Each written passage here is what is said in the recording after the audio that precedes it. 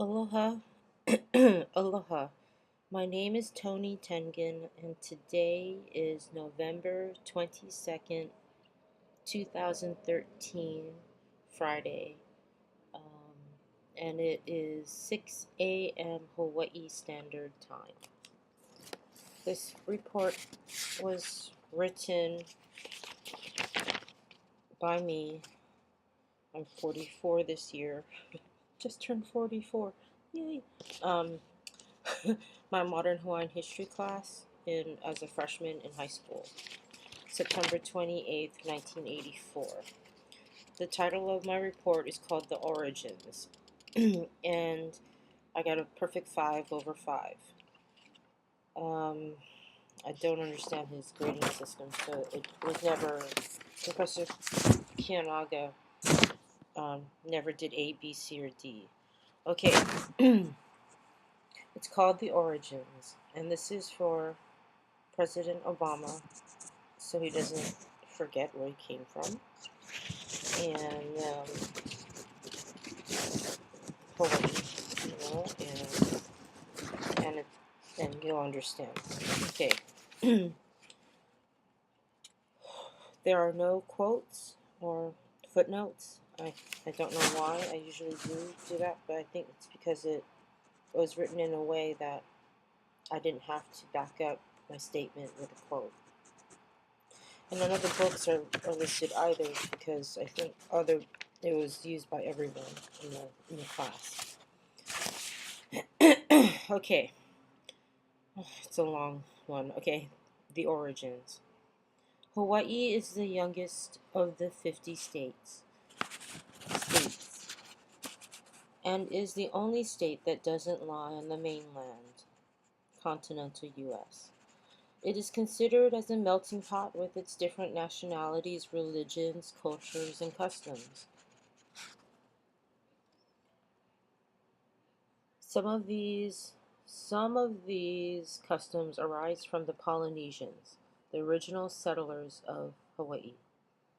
The Polynesian ancestors, most scientists agree, are of a Caucasian offshoot that went east from the south of the Himalayas to the Malay archipelago or Indonesia. Now, I know from talking with friends, this was about 2 months ago, that history is written, the same incident is written for the South, but with a Southern bent to make them look better, and in the North with a Northern bent. I'm talking about the Civil War. So history is also written in such a way that it's not truthful. So I think this part is questionable. They're saying Caucasians were first. Okay. All right, here we go. The Polynesian ancestors, most scientists agree, because most scientists are Caucasian during this time. I think this information from the 50s and 60s. Okay, are of a Caucasian offshoot that went east from the south of the Himalayas to the Malay archipelago or Indonesia. There they mixed with the Mongoloid ancestors who had pushed south to the same region. After the intermix, there became conflict, which resulted in the push east to the Pacific. This integrated group of people are known as the Polynesians. Pressure from behind caused the Polynesians to migrate east in small groups over a period of time.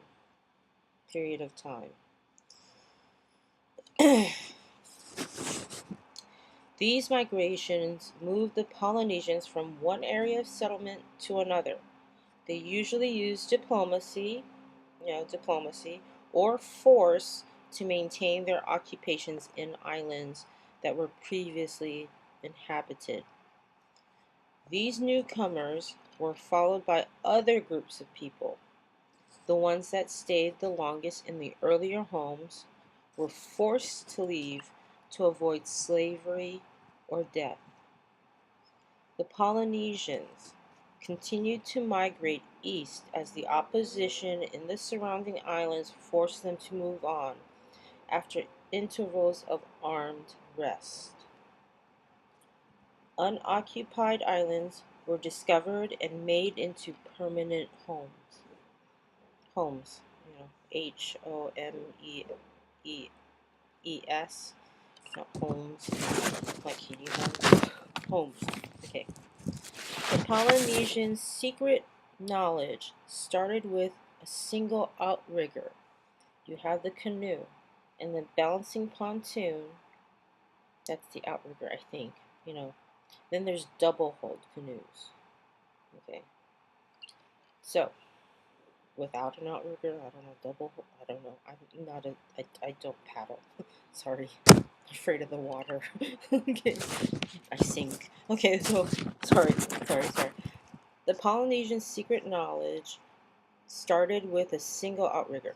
They acquired this knowledge by voyaging between the large islands of Indonesia, which ultimately led them to the islands of the Pacific Ocean. Now, the deserted islands they finally occupied were in the heart of the Pacific. As evidence showed, two routes were used by the migrating Polynesians to get there. Flow of the ocean, trade winds pushes you. Yes, two routes.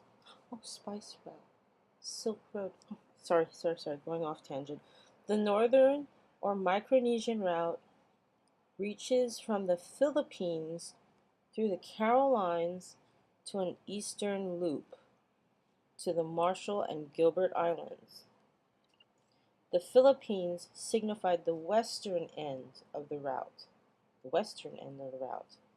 Evidence found in Micronesia that supports this theoretical route is from the presence of Polynesian words, forms of stonework, and the sling as a weapon.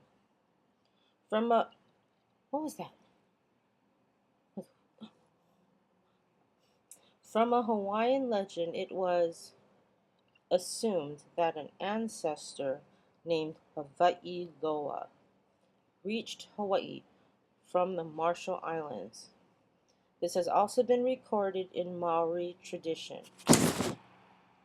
But in Samoa now, they have a theory too, that the original Hawaiians were founded by Samoans, because Samoans in my generation, when I was growing up, 8, 9 years old, there was this, it's pretty, I don't know if it's racist, but we consider Samoans to be cast iron stomach. They can eat barely cooked pork, not fully cooked, and not get sick. Nothing happened to them. So there is that theory, but not because of what I said, but there is a theory, and I can see their point. Okay. Percy Smith placed the date of the voyage as 450 AD, Anno Domini, after death. But this requires support from other sources in order to be accepted. If the Micronesian route was followed, then the Polynesians were the first to occupy this region until later, when the Mongolians followed and dominated the Micronesians. We could assume that the Polynesians moved through Micronesia to Polynesia, but more studying is needed to make an accurate statement. The Melanesians or southern route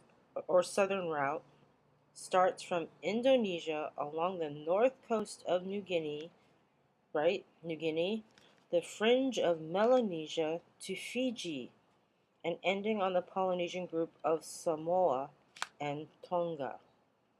Since New Guinea and Melanesia were of predominantly Negroid people, conflicts occurred, causing the Polynesians problems of establishing a permanent footing. Some Polynesian groups, in all of this, cultural anthropology. Wait, sorry, I need to smoke I learned about this in 2009 for the provider education training. We went to provider education for hospitals to learn how to get around HIPAA, the Health Information Protection Act. It's provider education is based on, pardon, I have to smoke a cigarette, is based on cultural anthropology, where you observe but you don't change. That's what cultural anthropology is. So, so I don't know how much of my report I can actually take as truth, because these books were written by, I don't know if they're cultural anthropologists. I didn't read their background or read the authors, back then. I didn't think that far. So they say Negroid ancestry, I don't know if it's, yes, we have, back in the plantation days, there's these berries, these sweet berries, and they're so purple, they're dark, and we loved them. Back then, I wasn't born back then, but my parents' generation. No, before my parents' generation. But they're called popolo. Popolo berries are really sweet, and that's what we called the African Americans who came to Hawaii to work the plantations. We did have them. Where are the popolo trees now? I don't know. I've never seen one. But that was ancient times. Popolo. Okay. Make me, yeah, this is like questioning my whole history that I learned. Okay. Sorry, hold on. Oh, I'm making noise. Oh, fell down.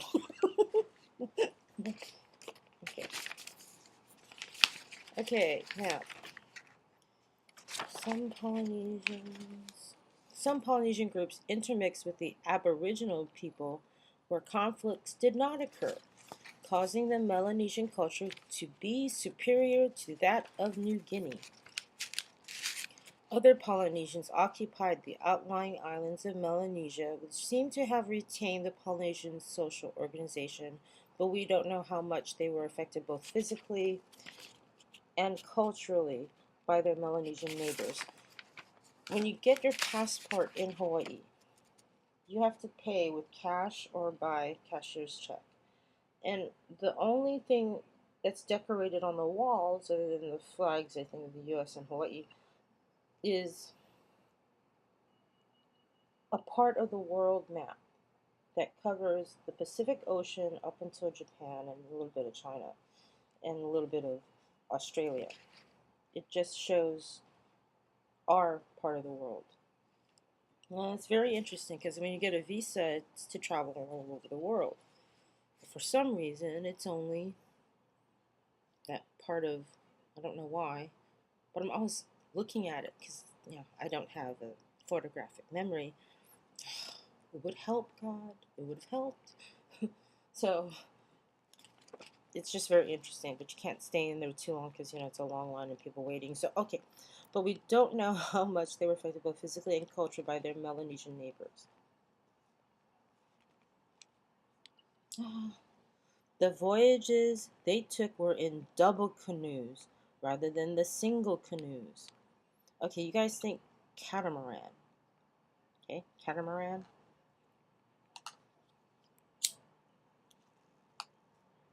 Okay. Right. Okay, the single canoes were used for ordinary purposes. They used stone adzes to shape the canoes since the metal tools they might have had were worn out and couldn't be replaced by iron. What's interesting about Hawaii is that we have red dirt. How did we get red dirt? That's iron oxide. Why did it skip the Iron Age? We have volcanoes. I'm not a geologist. I don't know. I haven't asked that question of geologists. I only asked a different question. That's going off. Okay, so In coral atolls, that's the Hawaiian Islands, coral forms first, and then a volcano comes up in the center. In coral atolls, there weren't any rocks, so they shaped the shells of the tridacna into adzes, tridacna, Tridacna. They used woven pandanus leaves as sails. Pandanus. I think they also have pandanus in Egypt. Okay. I don't know if it was a gift to the islands or not. Okay, as a means of direction, they used this what? Now I'm thinking they were here? Egypt was here? What? What? Come back, come back. No, no, come back, come back. You're too far away. Come back, you're too far away. As a means of direction, they used the constellations, the skies, the vagaries of the ocean. They knew the winds, winds, that blew from various points. Okay.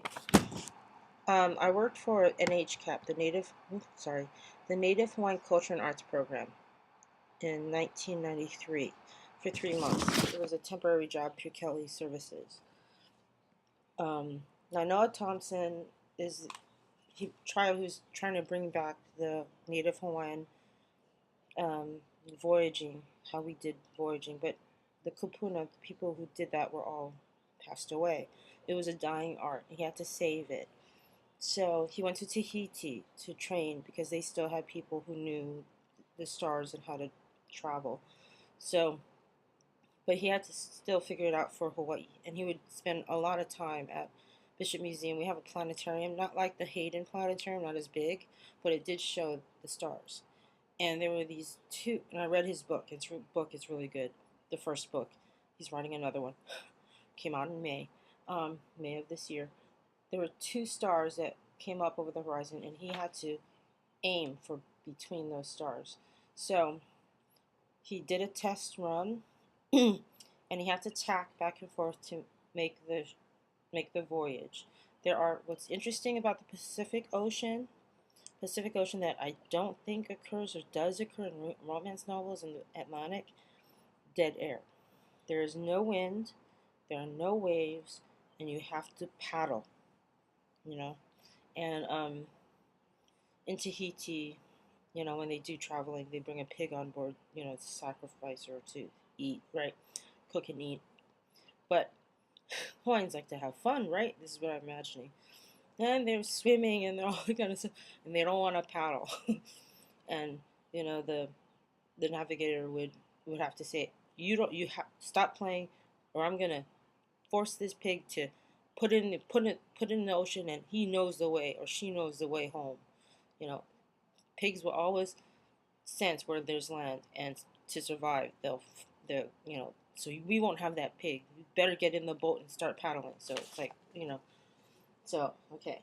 Anyway, but that's a story from Tahiti. I can easily imagine Nainoa doing that, but in the past, in the past. Okay, they knew the winds that. Okay, various points. The stages of the moon was the basis of their calendar, and an annual cycle that counted from certain positions of the Pleiades. Pleiades. I'm not sure how to pronounce it. I'm not an astronomer, how to study astronomy or geology. Okay, they knew the seasons of the western winds, the working of the constant trades, Trades,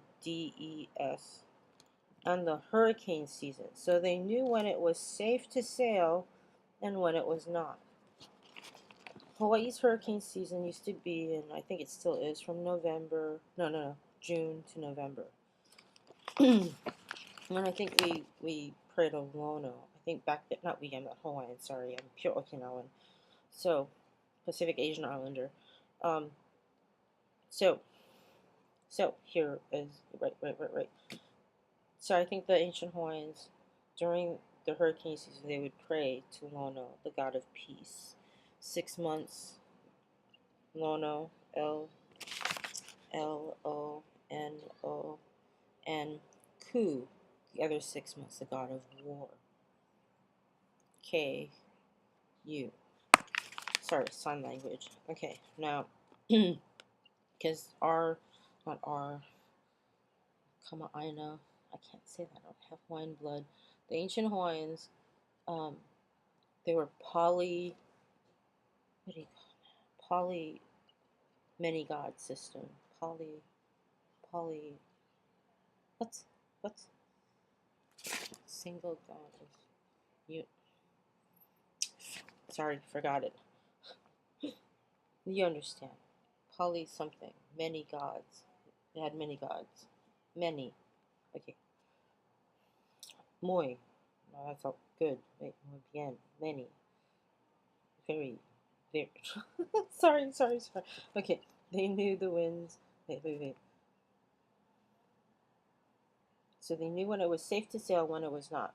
Their leaders were highly intelligent, whom they could depend on for guidance across the endless ocean.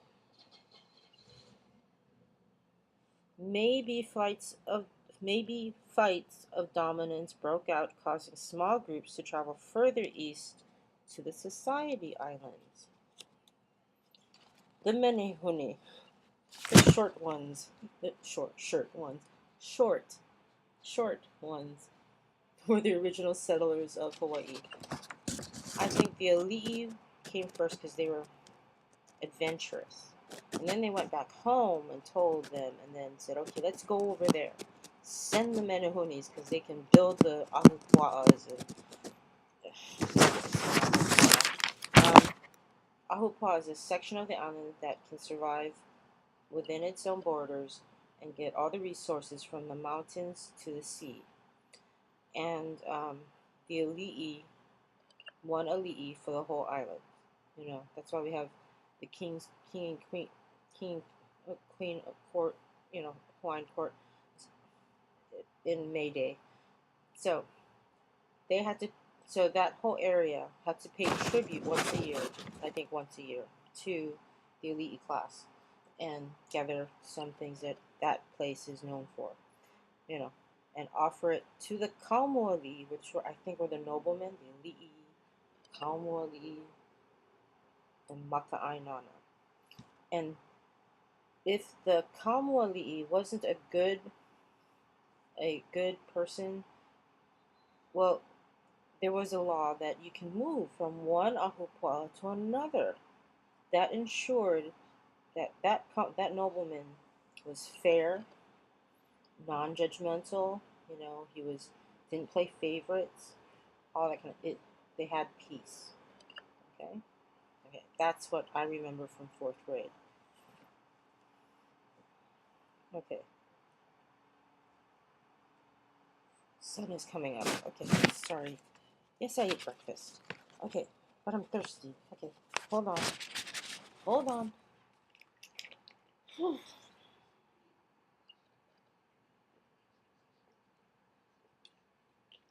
no, this is taking 24 minutes. Yeah, too long. Put it in mouth. Okay, now these. Oh, sorry, that's pejorative too. Talk. Okay, 1969. Year of the rooster. Talk louder, shall we? Okay. I'm picking peacock. No, rooster. Okay, these. Huh? What? The first settlers of New Zealand and the Chatham Islands may have been from this early wave. The Chatham Islanders are actually of Polynesian descent. And it's likely that the New Zealanders are Polynesian also. Now here we are taking credit for New Zealand. Isn't that funny? Okay. The Polynesians traveled north to Hawaii, and another group went south to New Zealand. Aotearoa, or I say Aotearoa, but that sounds too much like Tahiti. Aurora Tea is it Aurora Tea? Aurora Borealis. Aurora, is it? I think it's Aotearoa. Land of the long white cloud. But everyone around the world names them New Zealand. Okay, but how they call themselves is something else. Okay, so the Maori. Oh, they have cool hula dances. I mean dances, but anyways, so embarrassing. Okay, wait. What? 25 minutes? Oh, brief. Okay. All right. The Polynesians traveled north to Hawaii, and another group went south to New Zealand from the Society Islands or Central Polynesia. It is possible, Polynesian Triangle, right? It is possible that they went farther east to the Easter Island. You know, the big stone heads with the white, and white of eyes. Okay, that's Easter Island. The evidence we have that supports this theory is the simple form of social organization in which blood kinship of the community was accentuated. Now I'm questioning that. The way they built their houses and where they perform religious ceremonies. Um, why I question that is because if you have blood to blood integration, if you maybe the islands were big enough that they could have Hawaii, doesn't matter. But if we were traveling back and forth between these islands in the Polynesian Triangle, there must have been intermarriage, to save their own their own their own group of people. If there was feast or famine, famine or something, there had to be. That's what I think, but I could be wrong. Okay, the second wave of travelers were the ali'i or chiefs, with learned priests as navigators. These people were motivated by the spirit of adventure. They came upon unoccupied islands and rediscovered ones previously inhabited by the early settlers of the same stock. Many times they went back to central Polynesia and told stories of their adventures and discoveries and also gave directions. These main voyages took place only during the 11th to the 14th centuries. That's medieval times? Medieval times in Europe. Okay, I'm just thinking, I'm sorry. In the later voyages, maybe. Wow, that smell. What is that smell? That's not me. Although I did eat Portuguese sausage. Okay. Okay. These main voyages took place only during the 11th to the 14th centuries. In the later voyages, unlike the earlier ones, they had food plants and women. Conflict occurred between the early settlers. That part brings up to mind that the first voyage for Hokulea were only men. I know Thompson. And then it became women. Women were involved too. To this day, they have women too. Good, I know. Okay. Hard though, really hard. Yep. To paddle, sail, all that stuff. And women have issues that men don't have. You get the point. Okay. Now, in the later voyages, unlike the early ones, they had food plants and women. Okay, conflict occurred between the earlier settlers and the ali'i chiefs for dominance and rule. The ali'i chiefs acquired that dominance, and intermarriage between the two peoples had begun. It's so much like Scotland. Okay, yeah. I know. Outlander. Okay, there are many different races in Hawaii. Some are proud of their race, while others are not. Hawaii is of the Northern European type. Here we go again. Europeans, white people, sorry. I know, it's a horrible thing to say, to think. It was a long-headed type with a reddish tinge in skin and hair. Hey, is that Native American? The Redskins? Okay, Scottish. No, it's got some white skin. Huh. So far as known, it is the oldest Polynesian type. It probably came from Asia. Really? Asia? Okay. Through China's eastern islands into Polynesia. Wait a minute. Okay. I'm thinking Native American, though. Okay. When we say the Northern European type, when this author is saying, they mean there is a common ancestor. Now, we're all supposed to come from Africa. It's been proven fact, right? Okay. This race is closely related to the Southern Chinese of Malay type. It is shorter than the earlier type, has black straight hair, and they sometimes have Chinese eyes, although skin color is much darker. There is a close resemblance in face and skull structure. In the old Polynesians, there is a dash of Negroid blood. Sorry, I hate saying that. It just feels horrible what has been done. Okay, acquired by the passing through the western islands of the Pacific, which are occupied by blacks. The Hawaiians have a long trunk and short legs. That's me. Okay, but I'm Okinawan. While the Caucasoid Caucasian have long legs and a short trunk. Okay, think Dukanomoku, right? 1920s, I believe, 1930s. Anyways, tall, a very tall man, good swimmer, good surfer. He had long legs, short trunk. He was proportional. He made a swimming pool look like a bathtub, like John Isner can make a tennis court look like a ping pong table.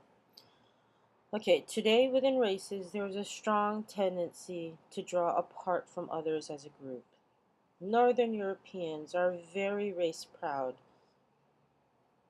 but the Chinese are the most. It arises from ignorance and prejudice. In the end, the one who stands alone loses the most.